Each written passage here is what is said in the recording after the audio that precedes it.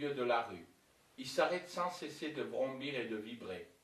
7 énormes cochons bloquent le chemin.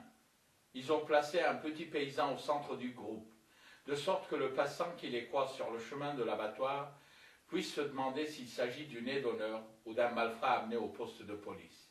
« C'est qui ce type ?» me demande Moïse. « Il n'a pas l'air d'y connaître grand-chose à l'art de pisser. » Je hausse les épaules.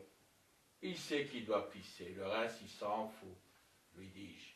« Je les ai déjà vus à l'œuvre, ces types-là. Ils ont leur hantise de passer pour des cons. Là, par exemple, il est en train de pisser sur ses pompes. Il n'entend pas le vent qui souffle sous les pattes des bêtes. Il n'a pas l'habitude de tout ce bruit. Mais si tu vas lui dire qu'il est en train de se pisser dessus, il est capable de te buter, rien que pour te montrer qu'il sait ce qu'il fait. C'est pour ça Dieu nous a donné une cervelle à toi et à moi, pour pas qu'on aille dire aux paysans qu'il est en train de se pisser dessus, lui ai-je dit.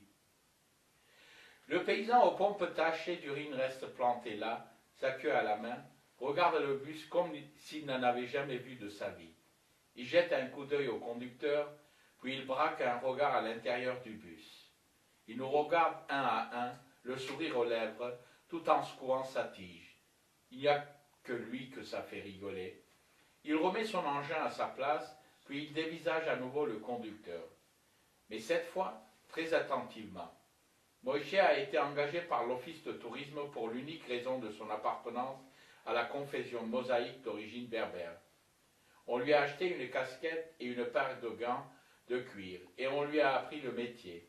Et aussi parce qu'il a les oreilles décollées et que lorsqu'on le regarde des sièges arrière, on croirait que son couvre-chef noir est rivé entre elles.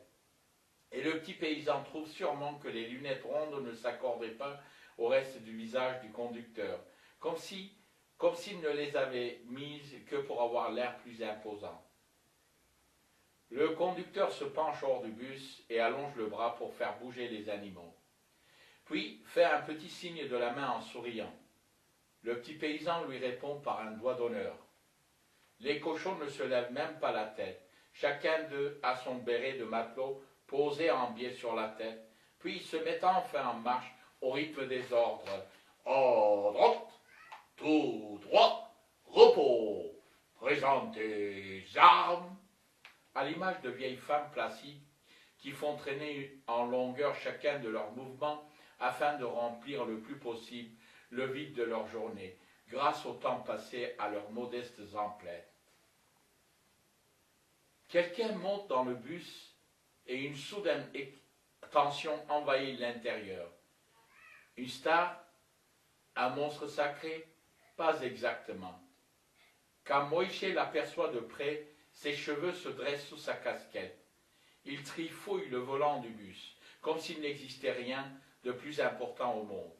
Il dit, la guide touristique, qui d'ordinaire dissipe les nuages de son joyeux babil, se laisse contaminer par la morosité ambiante et tripote sa trousse de maquillage avec une mine aussi figée que si, à son corps défendant, elle devait absorber une prescription médicale. Le fait que moi, Rumi, le journaliste qui couvre cet événement, ne dise pas un mot, ne lève pas les yeux de mon carnet de notes, n'impressionne personne. Tout le monde a l'habitude, car je suis, bien souvent, si absorbé dans mes pensées qu'il faut me poser 3 fois chaque question avant que je ne l'entende. Qui est la cause de ce malaise? Les veines du front de l'intrus sont gonflées et son visage est aussi rouge que celui d'un apoplectique. Le comte de Lusignan le regarde avec curiosité, aussi placide qu'un touriste contemplant un édifice local peu commun.